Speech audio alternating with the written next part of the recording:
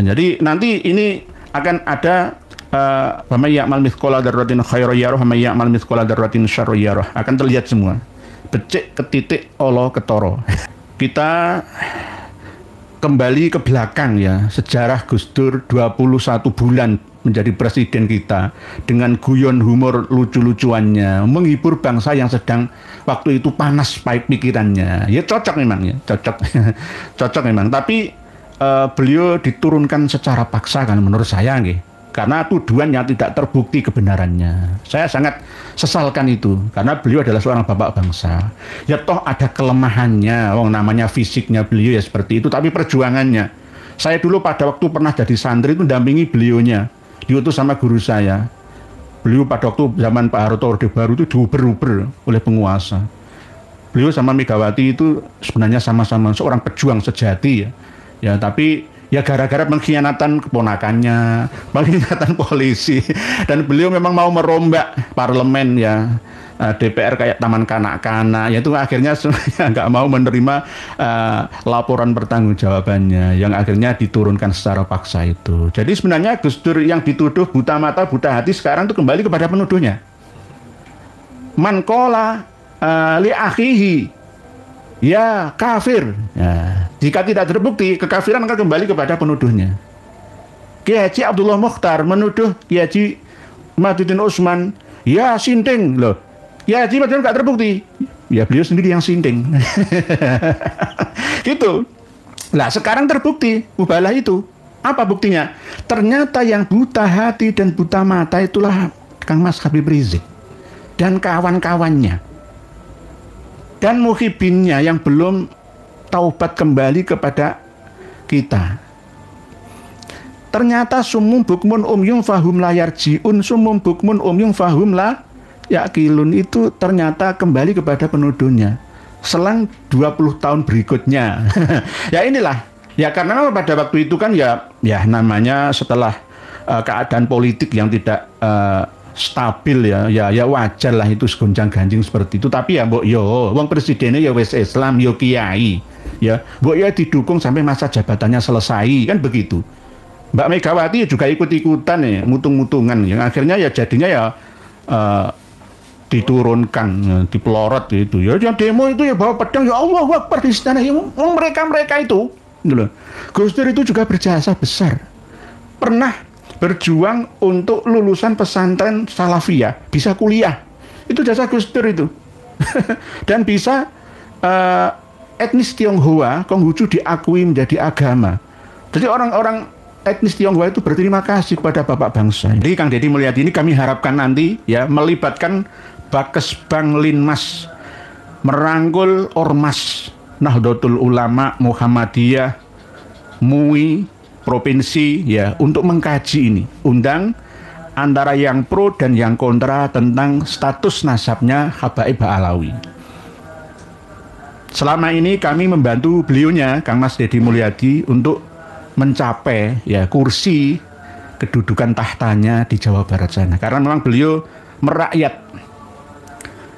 Saya selalu memantau channelnya KDM yang isinya juga tidak hanya seperti gorong-gorong saja yang beliau selami, yang beliau masuki ya, tapi tidak hanya itu, di luar gorong-gorong juga tanpa pencitraan ya, beliau kasihan sama nenek-nenek tua ya. Kalau yang nenek-nenek tua dikasih uang saja nggak masalah, tapi kalau yang muda-muda kasih pekerjaan saja. Lah, Kang Deddy Mulyadi ini bisa melakukan itu semua karena lebih kuat amar ma'ruf nahi mungkar yang dilakukan oleh seorang penguasa daripada ulama. Man ra'a minkum munkaron fal yughayyirhu biyadihi. Biyadihi itu dengan tanda tangannya, dengan petunjuk pengarahannya. Oh ini gara-gara kali Bekasi banjir kayak gini, oh ini penyebabnya, akhirnya ayo dibongkar, tapi melibatkan Dik Nusron Wahid malah. Aduh, ya mungkin untuk merangkul muhibin ya, saya dikirimi video terbarunya ya, dikirimi video terbarunya Kang Deddy Mulyadi ketika ya merangkul Dik Nusron Wahid Menteri. Warga Jabar, warga Bogor, warga Bekasi, Depok, Karawang, Kota Bekasi. Daerah aliran sungainya sudah ada solusinya. Pak Menteri dijelasin solusi tanah yang dikuasai oleh perorangan maupun perusahaan di daerah aliran sungai. Kalau tanah yang belum ada sertifikat, yang belum ada memiliki, akan disertifikatkan oleh Pemda Jawa Barat atas nama APL-nya Bali Besar Sungai, ya BTBS. Kalau yang udah ada kadung ada sertifikat, kalau prosesnya tidak benar dan memang bukan haknya, akan kita batalkan. Tapi kalau prosesnya benar dan kemudian itu adalah haknya dia benar, akan kita pertahankan. Tetapi kalau ada pengadaan tanah, maka ada dua solusi untuk pelibaran. Kalau udah kadung ada masyarakat sekitar dan dia tidak memiliki, bukan Ya, namanya ini mau melempar kedua tangannya masing-masing ya. Menteri ATR mau melempar ke Kang Deddy mau melempar ke Menteri ATR. Lah yang Menteri ATR ini yang muhibin berat, muhibin akut yang masih belum sadar sampai sekarang. Kalau menurut saya, seandainya saya jadi presiden, saya pecat itu Nusron Wahid. Karena apa? Dia berbicara agama dalam status dia menjadi menteri pembantu presiden kita. Kalau bicara agamanya sesuai dengan data, tidak apa-apa. Bahasa kasarannya itu syukur jeplak saja. Bahasa kasarannya itu loh. Nah kalau masalah agraria ini sebenarnya bukan bidangnya, beliau masalah sejarah kok. Satunya itu Pak dikasih kue-kue jabatan untuk ngurus tentang agraria pertanahan nasional kita. Ya ini nanti idza wusidal amru ila ghairi ahlihi fantadiris sa'ah. Acur jika tidak ada penasehatnya. Karena apa? Kemungkinan kebijakan Dik Nusron Wahid saat ini benar, tapi setelah jabatannya tidak lagi dipegang akan salah, akan menjadi beban pejabat setelahnya. Karena sekarang ini tidak bisa semena-mena, itu nggak bisa. Zamannya sudah beda. Zamannya tidak sama seperti ketika seorang pelayan ya. Sebenarnya menteri itu kan pelayan, pelayan. Cuma ya beda tugasnya, fungsinya sebagai sama-sama abdi negara tetapi sedikit mempunyai kuasa gitu saja. Oleh sebab itu jangan semena-mena mumpung masih berkuasa. Tanda tangannya masih berharga. Dik Nusron Wahid. Jangan ngawur masalah sempadan sungai atau das daerah aliran sungai ini. Nanti siapa yang bertanggung jawab ya akan melibatkan dinas pengairan ya. Lalu Kang DM ini, Kang Deddy Mulyadi ini juga akan melempar wacana ke situ, saling melempar nantinya karena memang sulit untuk mengatasi masalah ini. Kalau mau menormalisasi semua sungai-sungai yang ada di Jawa Barat ya, mungkin sungai Citarum ya, dan sungai-sungai yang lain khususnya yang ada di perkotaan, itu pasti ada korban, pasti ada yang berontak, ada yang kontra. Karena apa? Wah saya sudah menempati rumah saya ini sudah puluhan tahun yang lalu kok mau diobrak. Nah, harus ada solusi, yakni menyediakan lahan ya sebagai pengganti atau membangun rumah susun kalau mau ya sebagai pengganti atau diganti rugi. Nah, ini nanti yang akan dirembuk dengan Menteri ATR Dik Nusron Wahid. Ini perlu memang ya Kang Deddy merangkul Muhibin seperti itu ya karena memang mitra. Tapi alhamdulillah Kang Deddy ini bisa bijaksana. Dan alhamdulillah juga walaupun tanpa pendampingnya seorang istri yang tercinta, beliau masih dan semangat fokus ya sebagai bangsawan melayani bangsa, bukan bangsawan priayi tapi bangsawan yang selalu mementingkan ya kepentingan bangsa dan negara. Ini yang patut kita tiru bersama. Para pemirsa dan pendengar semua rahimakumullah, ini akan menjadi barometer ukuran nanti semua gubernur yang ada, khususnya gubernur saya di Jawa Timur ini. Masih Muhibin itu. Masih Muhibin akut itu. Karena apa? Mbak Khofifah Indar Parawansa ini masih belum bisa membedakan mana itu Mbak Alawi, Alawi, Alawiyin, Alawiyah. Dan tidak mau tahu atau ingin dan cari tahu dari sumber yang lebih tahu. Buktinya apa ya ketika ada acara yang level ya provinsi itu masih melibatkan habaib-habaib yang ada. Tidak hanya itu ya, namanya ya dulu pernah menjadi mensos ya, ketua Muslimat NU ya, berkarir di Yayasan Khadijah ya. Rumah Mbak Khofifah ini dengan saya cuma 1,5 kilometer saja. Waktu acara haul suaminya Mas Indar Parawansa almarhum itu yang kori langsung meninggal dunia itu ya saya tahu. Saya tahu. Belakangnya UINSA, Universitas Sunan Ampel Surabaya. Sebelah timurnya Polda, hanya nggak ada 1 kilometeran jaraknya. Rumah beliau, kediaman beliau. Oleh sebab itu Mbak Khofifah harus meniru KDM Kang Deddy Mulyadi Jawa Barat sana. Itu juga yang kami minta dari pihak Kasultanan dan Kerajaan Nusantara, harus membumi. Hamengku bumi, hamengku buwono, paku buwono, paku alam, mangku negara. Harus bersatu antara pemimpin dan rakyatnya. Ya, jadi harus begitu, beda zamannya. Gak boleh macak priayi sehingga tidak dekat dengan yang dipimpinnya, rakyatnya, karena itu tanggung jawab pimpinannya, imamnya. Oleh sebab itu Kang Deddy Mulyadi nanti suatu saat kalau ada acara keagamaan ya jelas jangan libatkan habaib Alawi yang ada di sana. Jelas ya, nanti kalau memang beliau masih melibatkan Habib Alawi, kami akan protes terbuka. Saya punya akses ke sana dari Kiai Haji Alawi Nurul Alam Bandung sana. Begitu juga PWI LS Jawa Barat sana akan kami calling. Oleh sebab itu jangan, ya sekali lagi jangan. Karena apa? Ini sudah hampir finish dalam bahasan ini. Cuma masih ada riak-riak masyarakat Panjenengan Jawa Barat Kang Deddy yang masih kontra dengan kami dan pro dengan habaib Alawi karena belum tahu ya, karena tidak mau tahu, karena masih dalam kondisi tergendam, terdoktrin ya, terinfeksi virus yang benar-benar masuk dalam memori. Oleh sebab itu dengan cara yang halus. Kang Deddy Mulyadi ini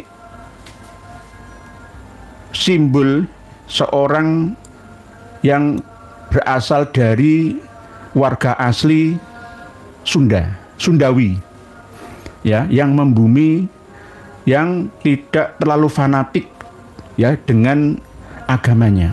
Dalam arti bukan masalah fanatik la ilaha illallah Muhammadur Rasulullah, enggak. Tetap kalau masalah lakum dinukum waliyadin itu ya fanatik, wajib. Islam wajib fanatik dengan akidahnya. Tetapi ketika syariahnya, furu'iyahnya, beliau tidak terlalu.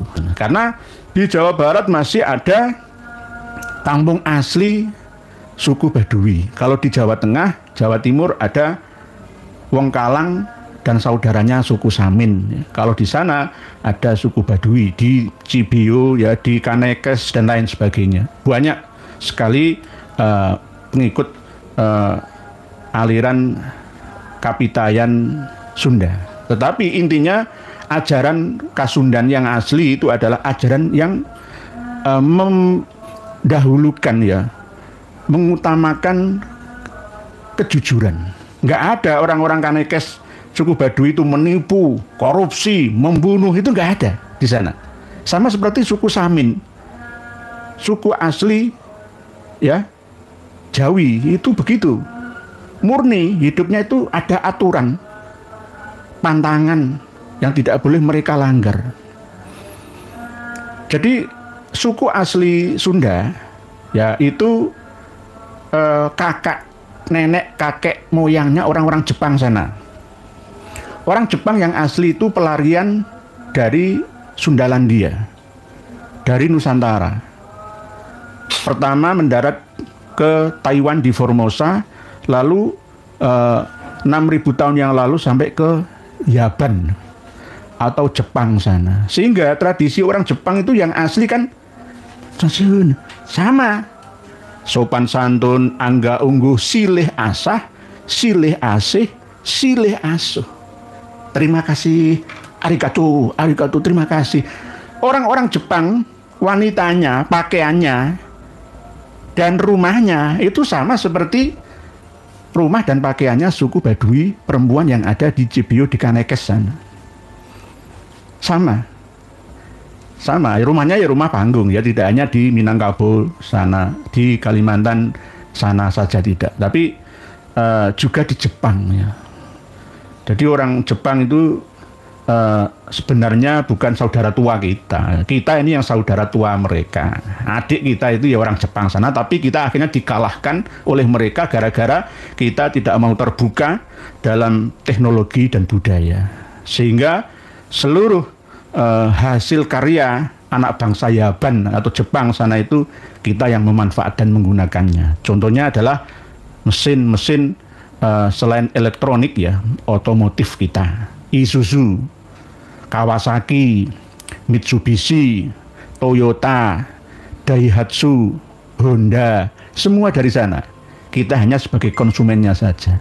Oleh sebab itu, dulu harapan palsu ya, sang saudara muda ya, terhadap kita 3,5 tahun dijajah oleh mereka ya, berhasil ya menundukkan kita gara-gara kita ini terlalu jujur malah ajur ya, gara-gara terlalu manut sama adik ya, karena dalam hal keilmuan kita memang benar-benar kalah, persenjataan ya, dan begitu juga peradaban ya. Peradaban di sana itu kan termasuk ya sama dengan peradaban Sain atau Cina. Para pemirsa dan pendengar semua, kembali kepada Kang Deddy Mulyadi. Walaupun beliau sejak menjadi bupati di Purwakarta, ada yang pro dan kontra, didemo oleh umat Islam di sana. Waktu itu saya menyimak ya, ada patung itu. Patung apa tuh? Gatot Kaca atau apa ya? Yang didemo dirobohkan ya. Habib Bahar dan kawan-kawannya ya. Jadi masalah patung itu ya menurut Islam kalau diaslikan ke ajaran syariatnya memang tidak boleh. Kembali ke hakikat saja. Di makam Basunan Giri ya, Gresik, kalau kita naik di kiri kanan kita ada patung naga ya. Ya, dulu Saddam Hussein waktu jadi presiden Irak itu juga membuat patung beliaunya. Lah Pak Jokowi itu kan ada patungnya di mana nih? Di museum ya luar negeri sana. Patung lilin atau patung apa itu. Lah, masalah patung atau tidak patung itu sebenarnya kembali kepada kecerdasan spiritual kita. Kembali kepada kemampuan kita dalam membedakan ma bainal haq wal batilnya. Guru saya itu malah di rumah itu ada patung harimau. Saya nggak mau mengharamkan. Alasannya patung harimau itu apa ya? Seni saja. Ya sudah, nggak apa-apa. Ya, nggak apa-apa. Karena ini berdasarkan pemahaman agama yang mungkin ya kembali ke hakikatnya, bukan ke syariatnya. Sama seperti di Bali. Kalau kita pas wisata ke sana, di Pantai Kute, Sanur, dan lainnya, kita melihat aurat, ya tergantung kita. Kalau menurut Islam, ya tidak boleh. Harus ghadul basar. Kalau kita ke pantai, ya harus merem. Ya masa kita menikmati? Ya itulah Islam sekarang. Nanti suatu saat di Saudi Arabia, pantai ya antara Teluk Aqobah sampai ke Jeddah itu akan dikelola menjadi wisata pantai oleh Muhammad bin Salman, dan pastinya ya akan banyak wanita mengumbar auratnya. Terus bagaimana sikap kita? Ya kalau nggak mau lihat ya jangan dilihat, kan gitu saja. Ya, jadi kita tidak usah memiliki pemahaman keislaman yang sempit. Ya, harus semua sesuai dengan syarat, itu berhala harus dirobohkan. Nggak usah dirobohkan. Patung penyu 15 miliar waktu Kang Ridwan Kamil jadi gubernur kan ya hancur sendiri kan, gara-gara kelihatan kan bukan dari asli bangunan permanen kan ya. Ya hancur sendiri. Ya. Di Mojokerto itu masih ada keturunan dari Majapahit yang ngukir patung-patung Buddha, orang Islam. Orang Islam dia. Orang Islam dia sholat, tapi dia tidak menganggap ini sebuah patung yang harus disembah, ya tidak. Kalau syariatnya memang benar, ada hadisnya. Ya, kalau melukis saja foto mungkin tidak berbentuk ya yang bisa dipegang raganya. Tapi kalau patung kan bisa. Nah ini yang kemungkinan besar ada jiwa-jiwa yang ghairul mutmainnah dan jin-jin itu bisa masuk ke dalamnya. Karena ada dalam setiap materi itu energinya. Pasti ada menyatu antara keduanya. Itu yang penting kan tidak kita puja-puja. Tidak disembah-sembah. Ya anggapan itu kesenian saja kan begitu.